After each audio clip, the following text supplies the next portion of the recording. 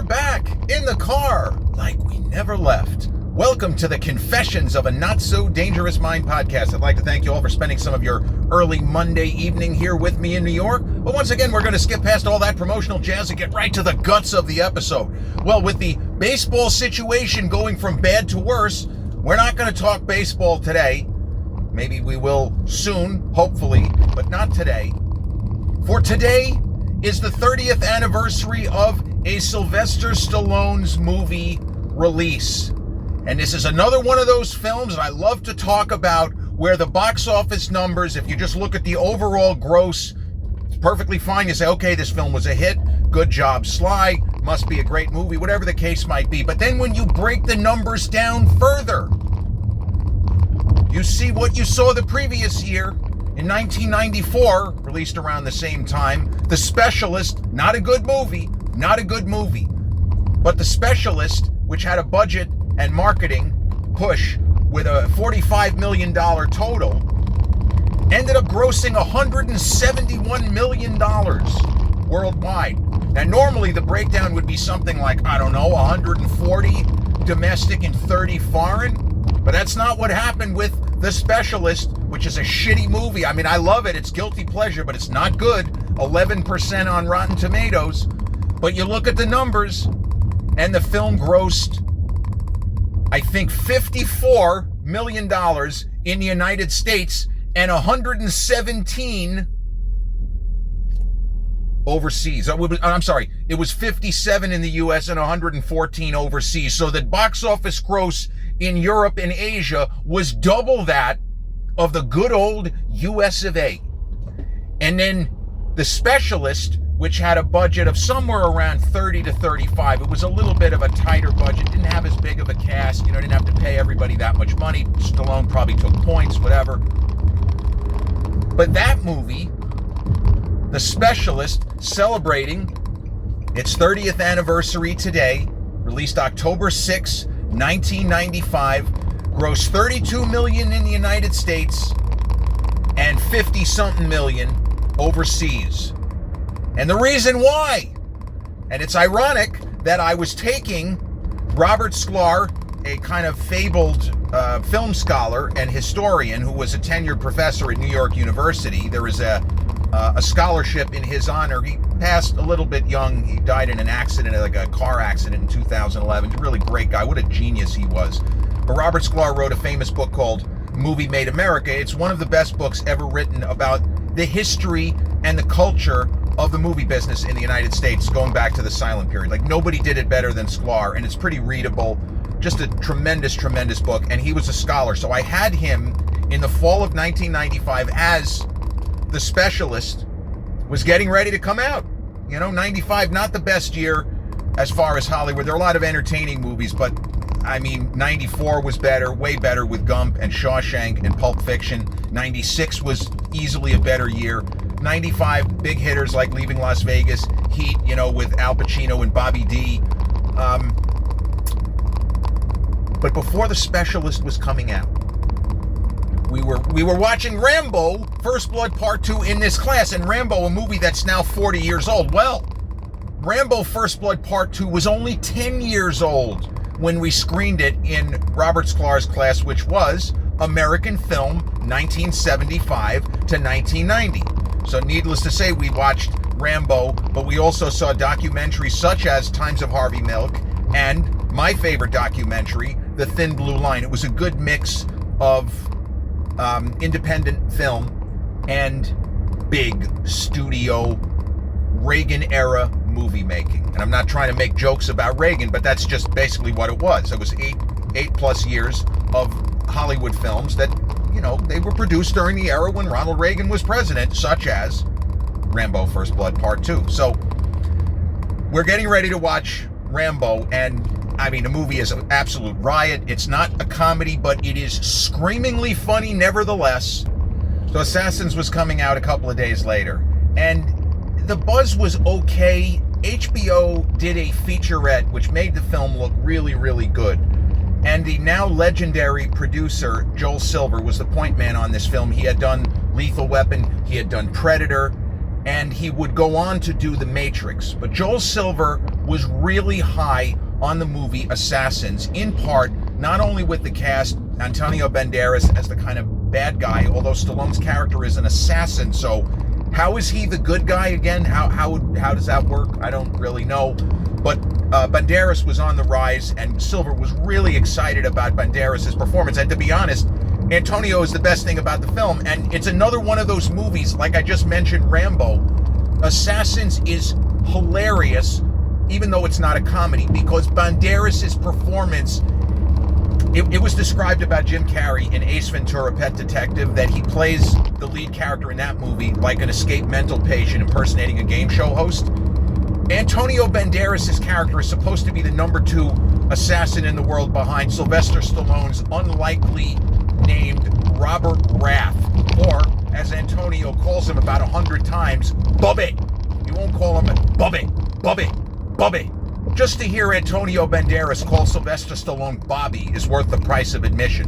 Stallone doesn't look like his name should be Bobby, but although he played Robert Hatch in Victory, nobody calls him Bobby in that movie. But Banderas is an absolute riot in Assassins, and he elevates the entertainment value because he's just chewing scenery like James Woods and William Shatner on crack. It is an epic performance. But Robert Sklar, we watch Rambo, and then he says, are any of you interested in seeing, and he never said Stallone, he always called him Stah-Low-Nay. Are any of you going to see Stah-Low-Nay in the new movie that he has? And so what I was saying about Joel Silver being high on this film in part because of Banderas and his performance. As Silver said something, and he was right about a lot of stuff, but in this instance he was wrong. So Silver was excited not only about Banderas and getting Stallone for this kind of project, and the young writers who wrote this, the Wachowskis wrote this script before they wrote The Matrix, and they were getting ready to do a movie which is very well remembered by history called Bound, with Gina Gershon, Jennifer Tilly, and speaking of The Matrix, Joey Pants himself, Joe Pantoliano, was in the movie Bound. So Joel Silver got Richard Donner to direct Assassins. Richard Donner is the kind of filmmaker I talk about where he's not on the top tier, he's not Spielberg or Scorsese or Kubrick, but Donner was a master craftsman in his own right. And his direction of OG Superman, the fact that he signed off on casting an unknown in Christopher Reeve, the fact that he did OG Lethal Weapon, which is still one of the greatest action movies ever made. Many think it's the best. One's a movie, one's a cop, the other's a cop. One's a cop, one's a crook. The negotiator, one's a hostage negotiator and the other's a hostage negotiator. But Richard Donner was a fantastic filmmaker. He produced The Lost Boys, and he also, of course, did The Goonies. So Donner felt that with this assemblage of talent and with a screenplay that he said read like Shakespeare, he loved the screenplay for Assassins. And the Wachowskis, it pretty much made their career from what I understand. They made a lot of money from it, and they were able to get Bound, finance, because that was not a big budget. That was done via, as I say, the independent route. But Joel Silver talked about how films that he was very proud of, such as Predator, such as the original Lethal Weapon, were products of its time. And what Richard Donner tried to do with Assassins was not make a conventional action movie. Yes, there are action scenes, but this is, if you took your basic 90s action movie and somehow meshed it with an Antonioni film, it's just a strange melange of different genres going on at once. It plays like art cinema. It plays like a Fellini film or an Antonioni film, where the narrative is not really that important, or it's not as important as it seems, and there is not that much of an 1 + 1 = 2 in the story. There should be, but there's a lot of languorous, relaxed moments, atmospheric moments, and you're not expecting that from a Joel Silver, a Richard Donner, a Sylvester Stallone. You're a disease. I'm the cure. Murdoch, I'm coming to get you. So, Professor Sklar, who was a big fan of, as he say, Stah-Low-Nay, he was a big Stallone fan, But he just liked the way people he knew over across the pond, they called him Stah-Low-Nay. They never called him Sly. They just called him Stah-Low-Nay, or even Rocky Balboa. So Sklar asks if or any of us going to see the film, and I said, you know what, it looks good. I saw that little thing on HBO they did. Unless the reviews are terrible, because I was, even at the time, and this is before Rotten Tomatoes, the internet existed, and the Internet Movie Database did exist in 95, but it was nothing like now. There was not much in the way of real time. There was a little bit. Certain film critics, early internet people such as James Berardinelli had their own kind of corner of the internet, but those were not people on the level of Roger Ebert. I don't think that Ebert filed his reviews via email as early as 95. I could be wrong about that, because I know that the Pulitzer Prize winner, and certainly my favorite film critic and the most influential film critic who ever lived, I don't care, you can give me Pauline Kael till the cows come home, the answer to that question is Ebert. But Ebert was ahead of his time also in how early he started filing electronically as opposed to pages, where there's nothing wrong with pages, and most people were still doing it that way, 30 years ago. So I told Sklar, in class, and some of the other guys, well, it doesn't look that interesting. His last film was terrible, The Specialist. But I said I was going to go, and he said, this film is going to be a hit. There's no question it's going to turn a profit. Maybe it won't do that well in the States, but it's going to end up being a hit. Look at his last film. Look at how much money The Specialist made overseas. It made double. Sklar knew the numbers. It made double overseas what it made in the States. You don't normally see that. And that's when he dropped his iconic line, which isn't really iconic except to me. In Europe, they line up around the block for Stah-Low-Nay. So The Specialist in 94 with the 11% on Rotten Tomatoes makes 54 in the States, and not 54, I keep screwing this up, 57 in the States and 114 overseas, for a total cum of 171 against a budget of 45. That is a big fucking hit for The Specialist at 11% now on Rotten Tomatoes. Well, Assassins didn't do quite as well, but it grossed about 2 3/4 times its production cost. It was budgeted between 30 and 35, all told, and it made 32 in the States and somewhere between 50 and 55 overseas, exactly as Professor Sklar had predicted. So I saw this movie opening day. And a little bit of personal history, not necessarily that great of a bit of personal history, but funny, I think, nevertheless. So I was 21 years old. I was still gripped by social anxiety disorder. I had what the author, Brian Gilmartin, and I brought this up in the episode on the film from 1973, which bears my name, called Jeremy, 19 years before Pearl Jam made me even more famous, although that song, thank goodness, is not about me. But an author named Brian Gilmartin wrote a book discussing what was called love shyness. They didn't say social anxiety disorder in the 60s and 70s. But I was able to, by the middle of 1995, by that year, I had female friends who I was attracted to. And not to be stupid, but you keep hoping that the When Harry Met Sally thing of a man and woman can't be friends because the sex part's going to get in the way. I kept waiting for that to rear its, ugly head. No, I kept waiting for that to rear its head, but it just didn't. However, there was a girl. I will not name her. I haven't been in contact with her in almost 30 years, and not because of this movie, believe me. So she wanted to see Assassins on its opening day, and one of the great things about being New York University Cinema Studies majors, we never had classes on Friday. There were never any cinema studies classes. You could have something else. You could have political theory.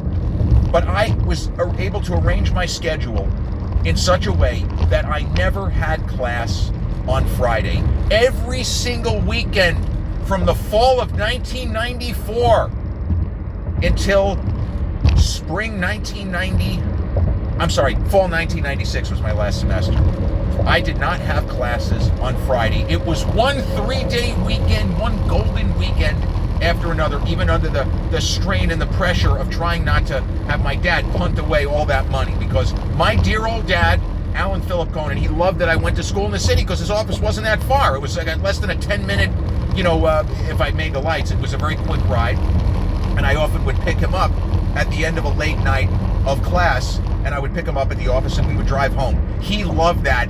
That to him, not that it was worth the price, but that made it, he felt better about all the money he was spending because of the convenience factor of me being in the city and him not having to stress about the train like 2 or 3 nights a week. That was a big deal to him. He loved it. But yet, of course, I thought my dad was an old man at the time. Yeah, he was 51. Yeah, he was the same age I am now. He wasn't really that old, unless he was, if you know what I'm saying.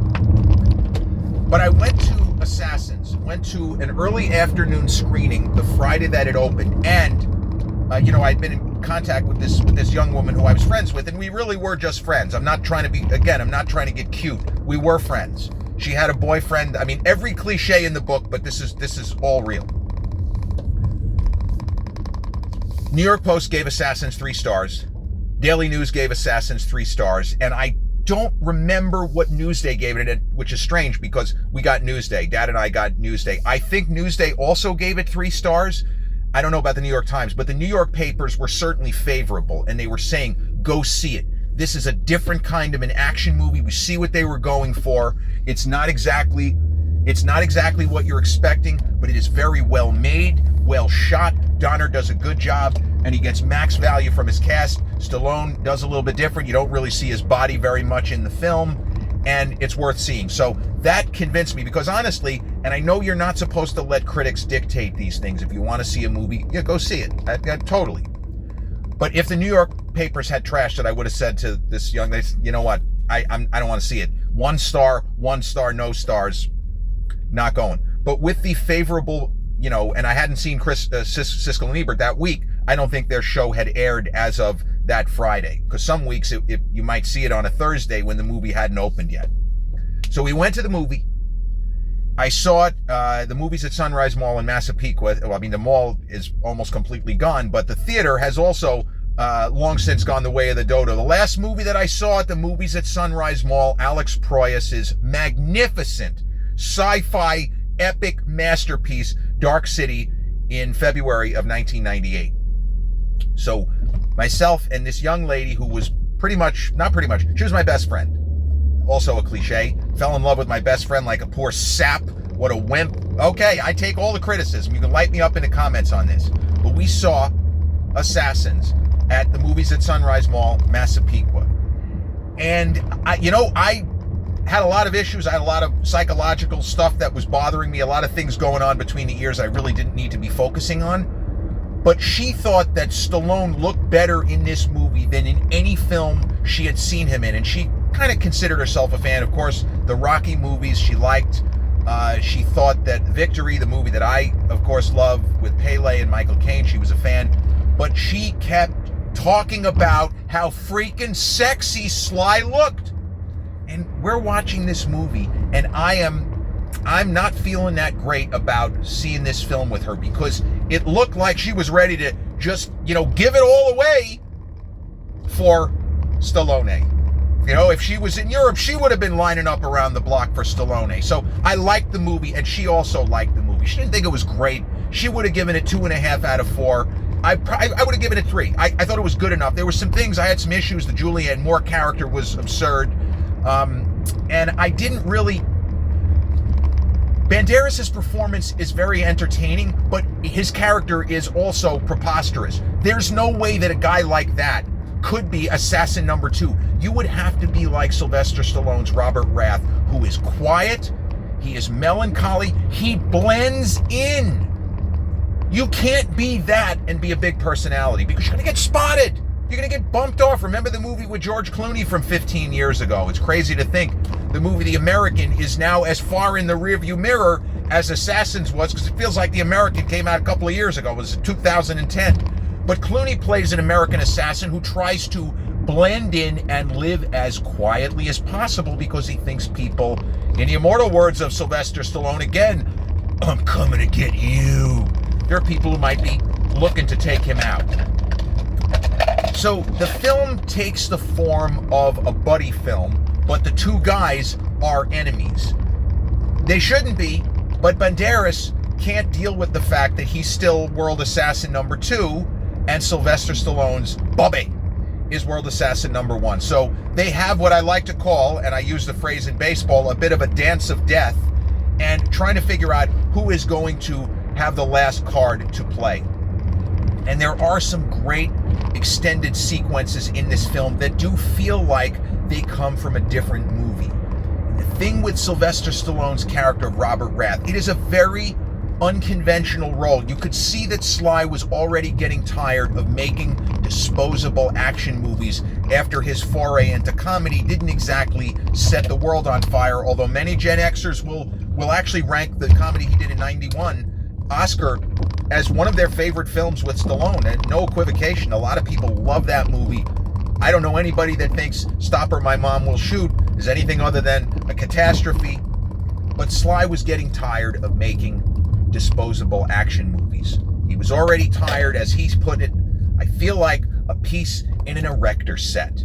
He wanted to do some acting, and this film gives him an opportunity to do a little bit more, not as much as Copland 2 years later, but do a little bit more in the way of old school acting with his eyes, with his body language, and a little bit of tenderness with the absurd character, the kind of internet, a little bit of a Sandra Bullock in The Net. She basically plays a hacker, a sort of early phase hacker, Julianne Moore's character in this film. And Stallone gets to do some pretty good work here. But it's just strange how the movie seems to be underlining that Banderas should be in another line of work, and yet he wants to be world assassin number one. So there is this extended sequence where Banderas, both he and Stallone are supposed to, they're both supposed to assassinate, they're supposed to assassinate Julianne Moore's character. She's what they call the mark. She is she's the one is supposed to kill, one says I ain't doing it, and then the other. It was Stallone who's supposed to kill her, and something's rotten in the state of Denmark. Sly doesn't do it. Banderas gets the contract, and now he's going to kill both of them. So there is this extended sequence on a sweltering hot day in Central America. And Sylvester Stallone is making an enormous transaction at a bank. He has a shit ton of money. And there's a little bit of an angle where it almost starts to feel like The Saint, where he's not really using the money just because he wants to be worth $50 million. Maybe there's more to this guy, than we think. So Banderas, he can assassinate Robert Rath, and he can assassinate the Julianne Moore character. I forgot what her name is, but she doesn't, you can just call her Julianne. It's not using her real name, and Robert Rath is not Stallone's real name either. So they are in danger, but they're only in danger after Stallone makes this withdrawal.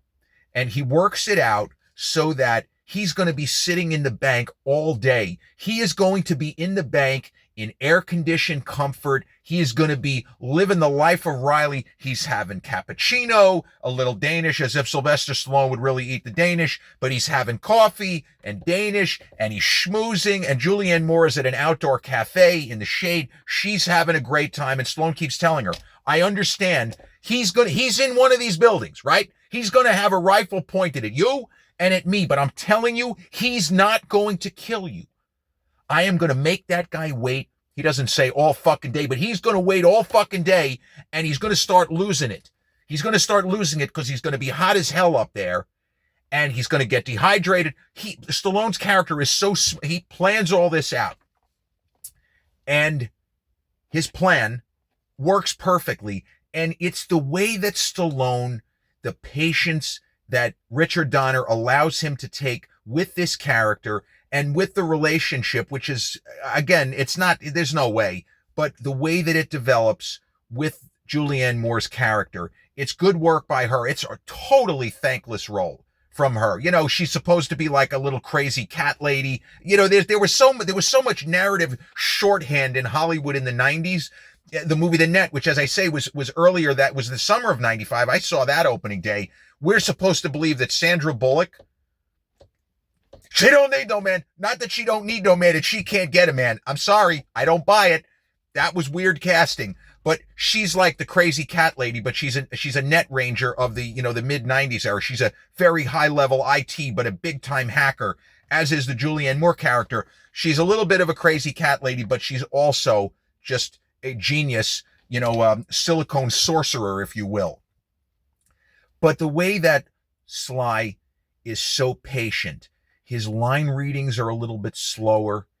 He seems to be pausing, and this is in the direction that Richard Donner, and he talked about this in that featurette that I mentioned. He wanted the actors to an extra tick before delivering lines. He wasn't trying to make an up-tempo action movie. And when I left, I liked what I saw. There's a little bit of some trickery at the end of the movie. I still don't know what happened. It's one of the reasons why Roger Ebert gave this thumbs down.